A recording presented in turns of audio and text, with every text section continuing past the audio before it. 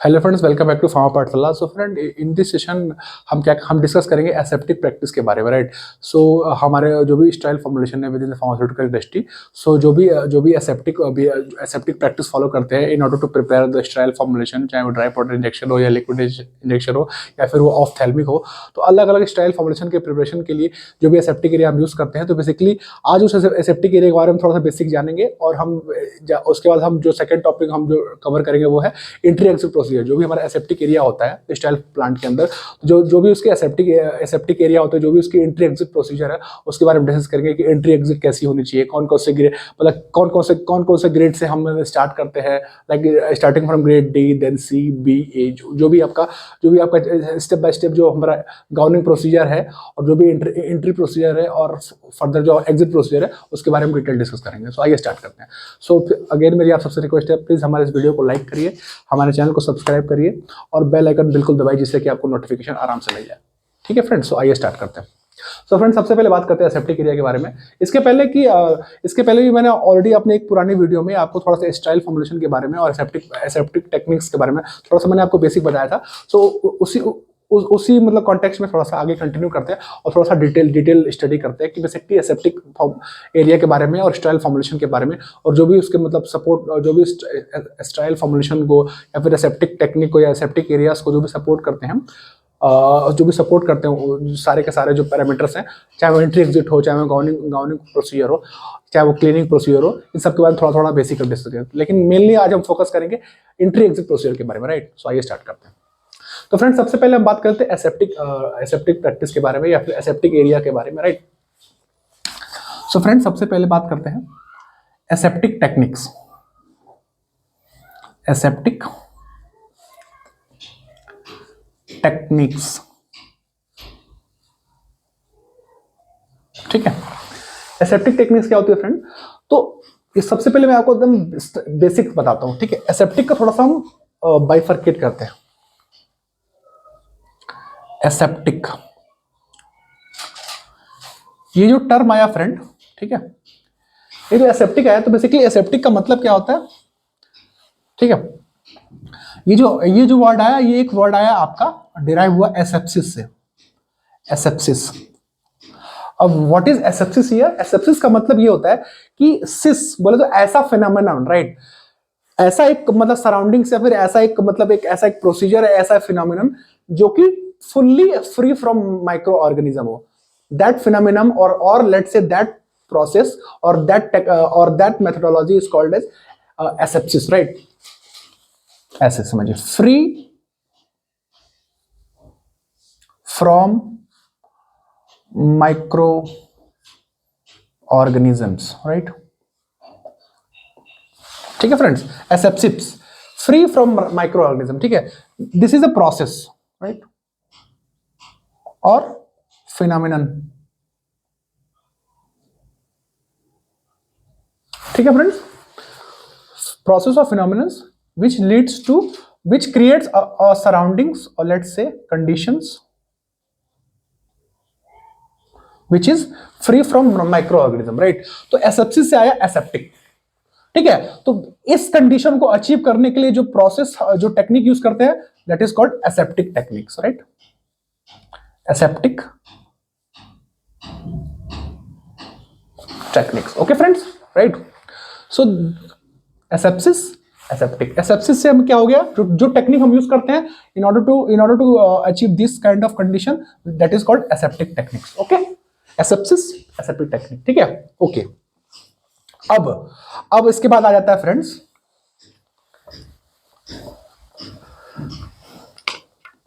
जो कि मान लीजिए एसेप्सिस, ठीक है, aseptic technique, right. Aseptic technique, ठीक है। अच्छा, और ये जो टेक्निक जहां यूज करते हैं उसको बोलते हैं aseptic area.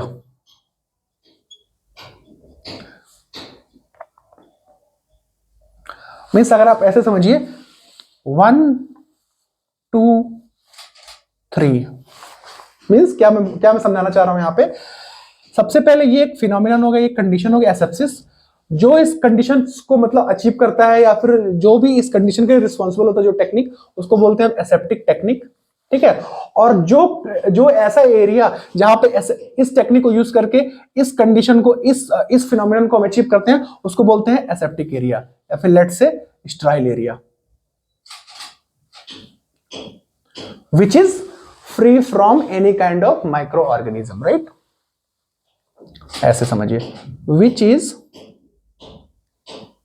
is free from microorganisms, right? So friend, आपको समझ में आ गया, एसेप्सिस जो जो जो इसके लिए रिस्पॉन्सिबल है वो उसको एसेप्टिक टेक्निक बोलते हैं, ठीक है। इसको यूज करके हमें ये प्राप्त होती है कंडीशन, ठीक है। और जहां पे ये इंटायर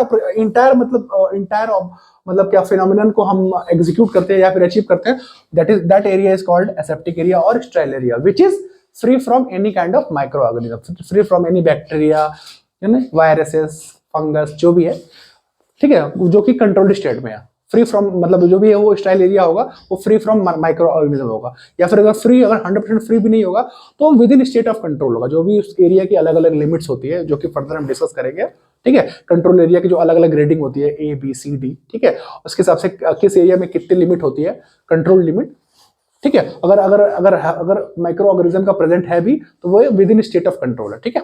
ये हो गया फ्रेंड, ठीक है। अब आगे चलते हैं। ये तो हो गया asepsis, aseptic technique and aseptic area, right.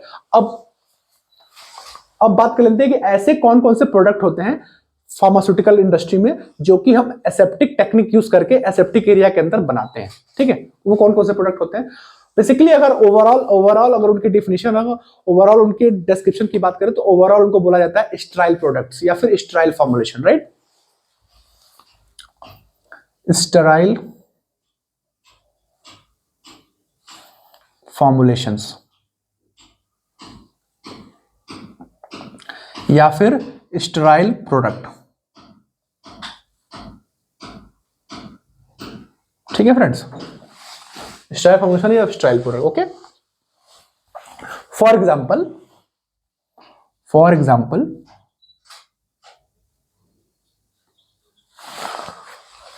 क्या हो सकते हैं? इंजेक्शंस। इंजेक्शन में भी बहुत सारे होंगे, ड्राई पाउडर, ठीक है, लिक्विड इंजेक्शंस, ठीक है, लिक्विड इंजेक्शंस, ओके। फिर आपका ऑप्थेल्मिक्स,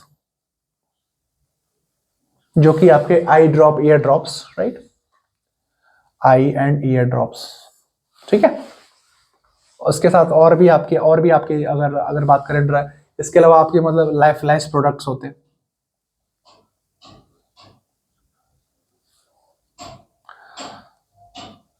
So these are the various examples which comes under sterile formulation or let's say sterile product within pharmaceutical industry, ठीक है।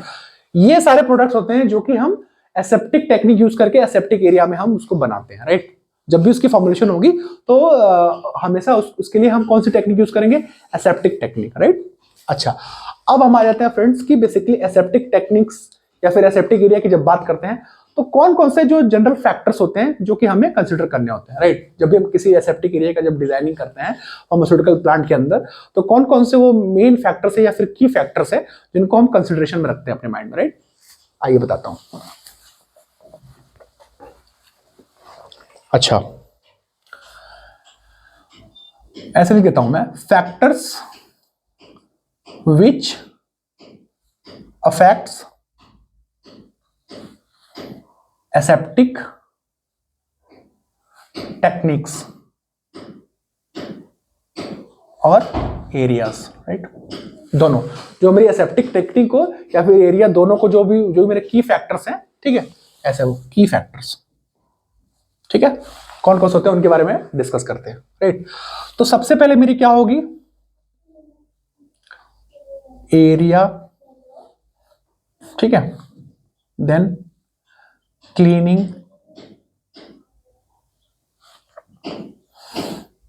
प्रोसीजर्स, ठीक है, बिहेवियर,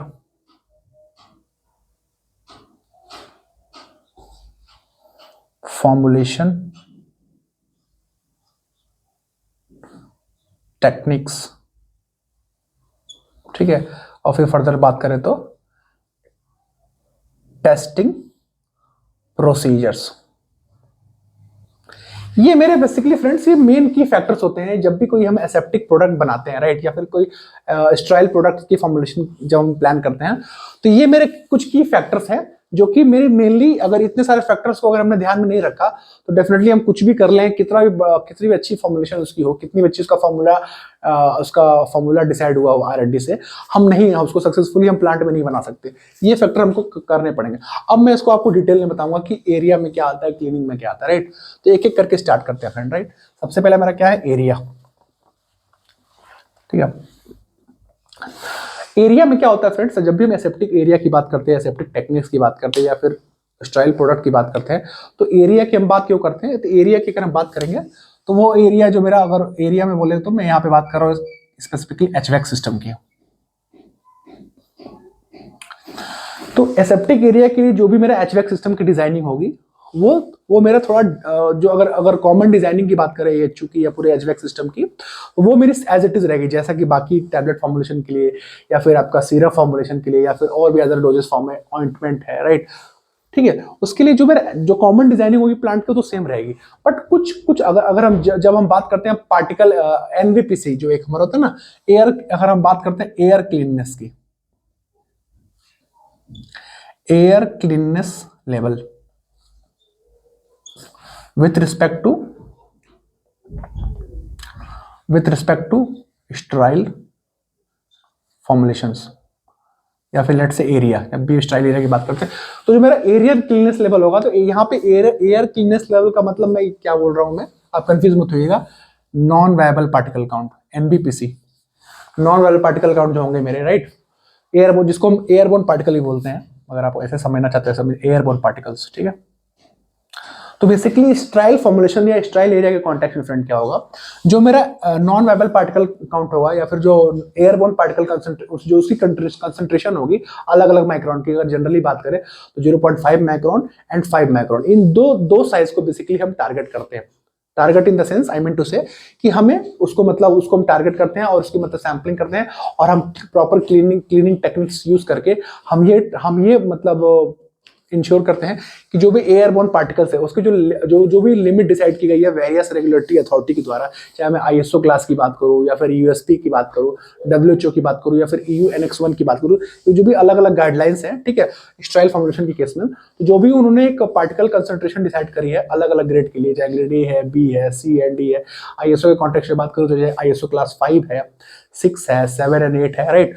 तो इन सब अथॉरिटी द्वारा जो भी एक लिमिट डिसाइड की गई है, तो हम ऐसा क्लीनिंग टेक्निक यूज करें स्ट्राइल फॉर्म एरिया में कि जो भी पार्टिकल में रहा हो वो with in state of control हो, राइट। ये हमारा एक पर्पस रहता है। अगर नहीं होगा तो क्या होगा वही बताऊंगा मैं आगे। या उसमें क्या होता है कि अगर सपोज करिए, सबसे पहले आप ये समझिए कि 2 तरह के पार्टिकल होते हैं, राइट, किसी भी एरिया में। एक मेरा होता है एयरबोर्न पार्टिकल,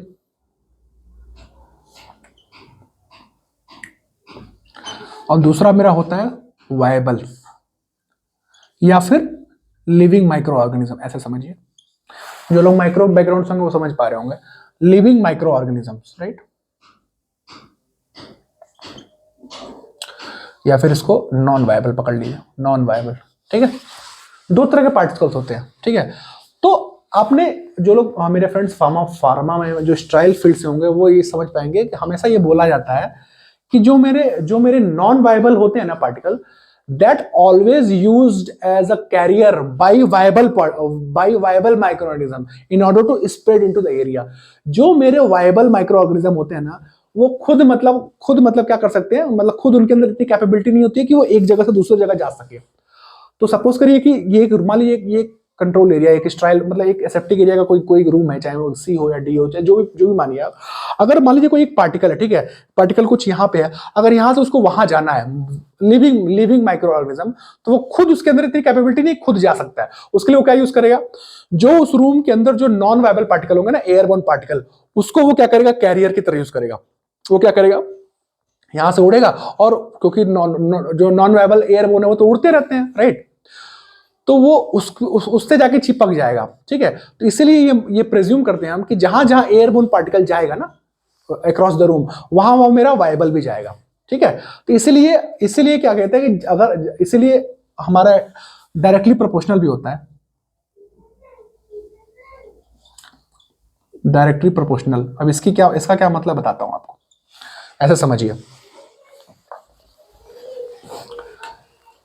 अगर मेरा नॉन वायबल, ठीक है, नॉन वायबल अगर डिक्रीज करेगा, राइट, इसकी कंसंट्रेशन डिक्रीज करेगी, तो साइमल्टेनियसली मेरा जो वायबल होगा also gets decreases.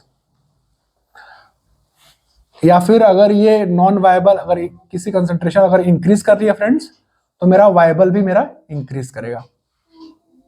Directly proportional यही मतलब होता है ना कि जैसे जैसे as the concentration of non viable या फिर airborne particle gets increases inside the area of, right, so accordingly my viable micro organism also gets increases along with the airborne particle, क्योंकि वो कैरियर है उसके लिए। तो अगर एयरबोर्न की कंसंट्रेशन बढ़ेगी तो डेफिनेटली मेरी लिविंग की भी बढ़ेगी, राइट, ठीक है। इसीलिए क्या कहता है कि इसलिए हम ट्राई करते हैं कि जो हमारा क्लीनिंग करते हैं, जो क्लीनिंग टेक्निक्स यूज करते हैं एसेप्टिक एरिया में, तो हम ऐसी मतलब इफेक्टिव क्लीनिंग, इसलिए एसेप्टिक एरिया के कॉन्टेक्स्ट में जो क्लीनिंग टेक्निक्स की हम बात करते हैं ना, तो हमेशा क्लीनिंग पे ज्यादा फोकस करते हैं, ठीक है। वो एक फर्दर में अभी डिटेल डिस्कशन हम करेंगे, क्योंकि ये जो मैं टॉपिक उठाई काफी इंटरेस्टिंग टॉपिक है, और मैं ट्राई करूंगा कि अलग अलग पार्ट्स में इसको एक एक चीज आपको डिटेल से समझाऊं। सो आप ये एक्सपेक्ट मत करिएगा कि सारा कुछ आज ही के वीडियो में कवर हो जाएगा, नहीं होगा। पर्पस ये है कि एक एक चीज आराम से समझेंगे, ठीक है। सो बिल्कुल आप पैनिक मत होइएगा और बिल्कुल आप पेशेंस लूज मत करिए, राइट, ठीक है। अभी हम एरिया फोकस कर रहे हैं, ठीक है। तो एरिया में जो एचवीएक्स सिस्टम की जो कॉमन डिजाइनिंग हो गई, ठीक है, उसके बाद जब जो ऐसे आपको पता ही है, जो हमने जो एचवीएक्स सिस्टम वाला पार्ट डिस्कस करा था, उसमें मैंने आपको बताया था कि जब एचवीएक्स सिस्टम को जब पीक्यू करते हैं तो अलग अलग टेस्ट होते हैं, उन टेस्ट को हम एग्जीक्यूट करते हैं in order to qualify that particular HVX system of that plant, right. तो उसी एचवीएक्स सिस्टम में जब खासकर जब नॉन वायबल पार्टिकल काउंट करते हैं, ठीक है, नॉन वायबल हो गया, वायबल हो गया, वायबल में मैं आपको सारा बताया था, सेटल अलग अलग टेक्निक यूज करते हैं, active air sampling, passive air sampling, ठीक है। तो उस केस में जो बेसिकली जो एरिया होगा मैं एसेप्टिक एरिया का, ठीक है, तो उसमें खास करके जो मेरे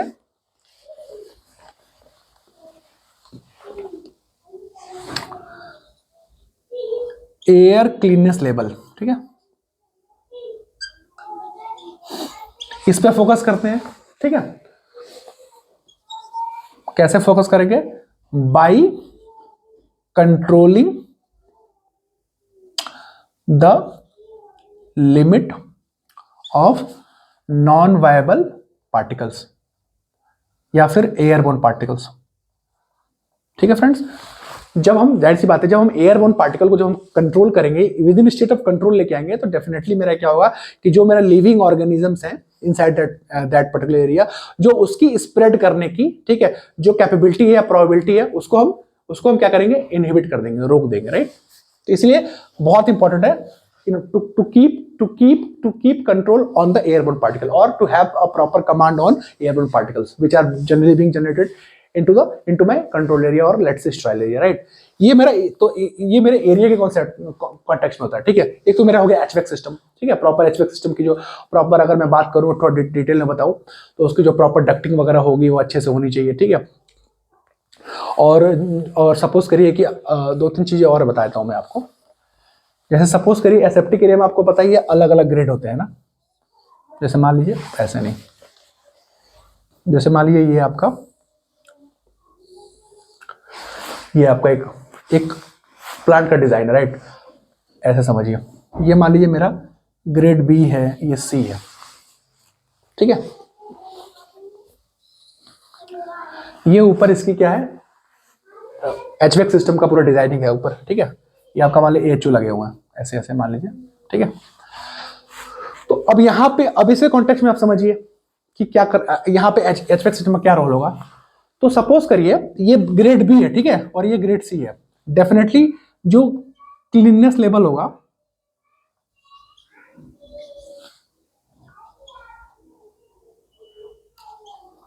वो अलग अलग होगा, ठीक है, दोनों का, वायबल का भी नॉन वायबल का भी।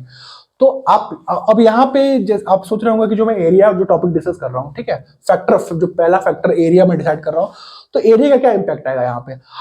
अगर सपोज करिए अगर AHU है ना, ठीक है, मान लीजिए ग्रेड बी जो मेरा, वहां मान लीजिए उसमें मैंने 3 हेपा लगे हुए, 1 2 3, 1 या फिर 4 5 6, ये अलग ग्रेड है, 3 हेपा इधर लगे, 3 हेपा इधर लगे हुए, ठीक है।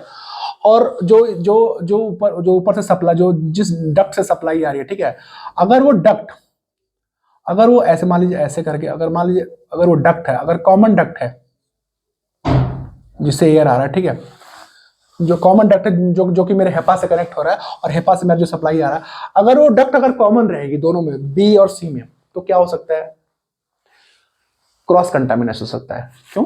क्योंकि बी, जो सी के जो पार्टिकल्स हैं वो डेफिनेटली इस डक्ट के थ्रू बी में भी आएंगे, राइट।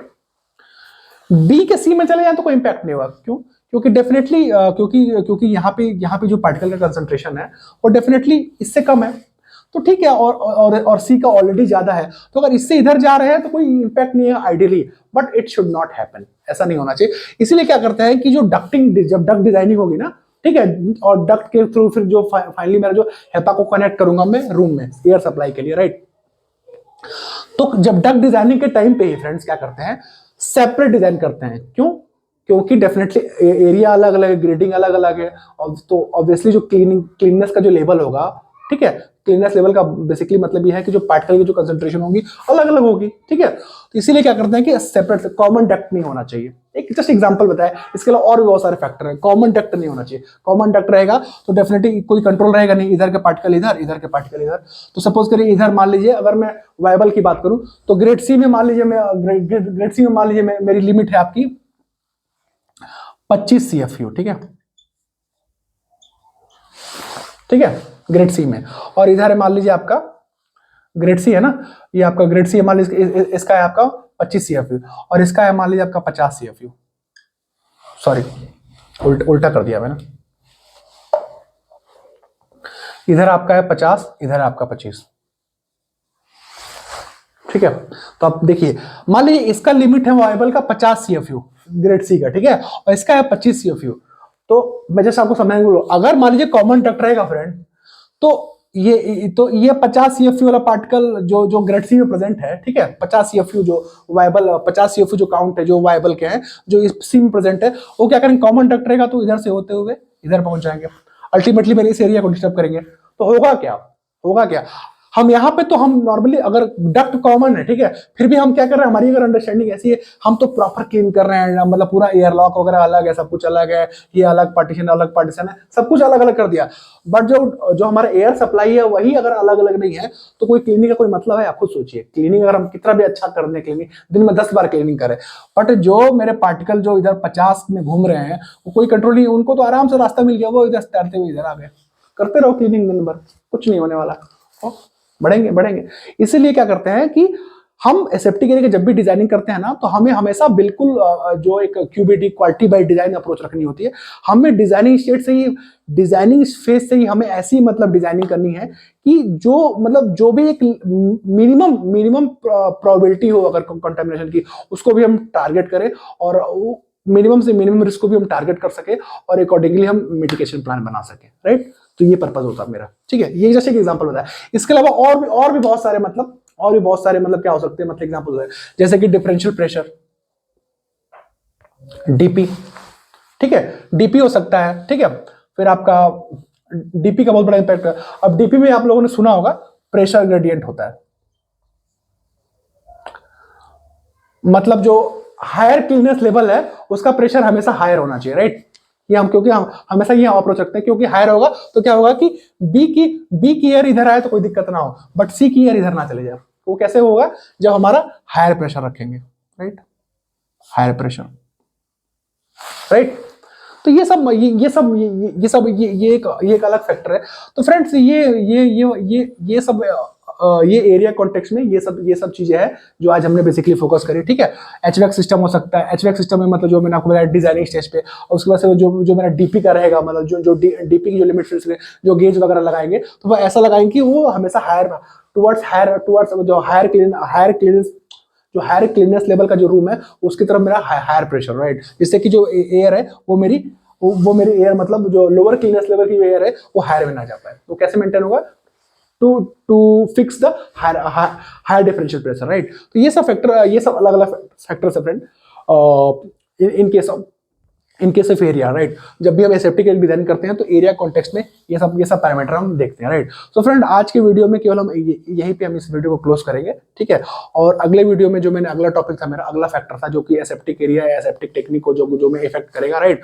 उसमें वो जो कि रहेगा मेरा क्लीनिंग, ठीक है। उस क्लीनिंग पे हम डिस्कस करेंगे और फिर बताएंगे कि क्लीनिंग में क्या क्या कौन कौन से टेक्निक यूज करते हैं, कैसे क्लीनिंग अडॉप्ट करते हैं, बेसिकली क्लीनिंग कौन कौन से जो क्लीनिंग एजेंट होते हैं या फिर अगर डिसइंफेक्टेंट एजेंट होते हैं वो कैसे प्लान करना है, राइट।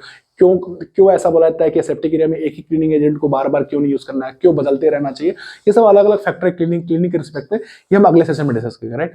सो फ्रेंड आज का वीडियो यही खत्म करते हैं। थैंक यू सो मच देखने के लिए। अगर आपको वीडियो अच्छा लगा तो प्लीज इस वीडियो को लाइक करिए, हमारे चैनल को सब्सक्राइब करिए और प्लीज बेल आइकन दबाना बिल्कुल मत भूलिएगा, जिससे कि आपको नोटिफिकेशन अगले पार्ट के मिल जाए। थैंक यू सो मच देखने।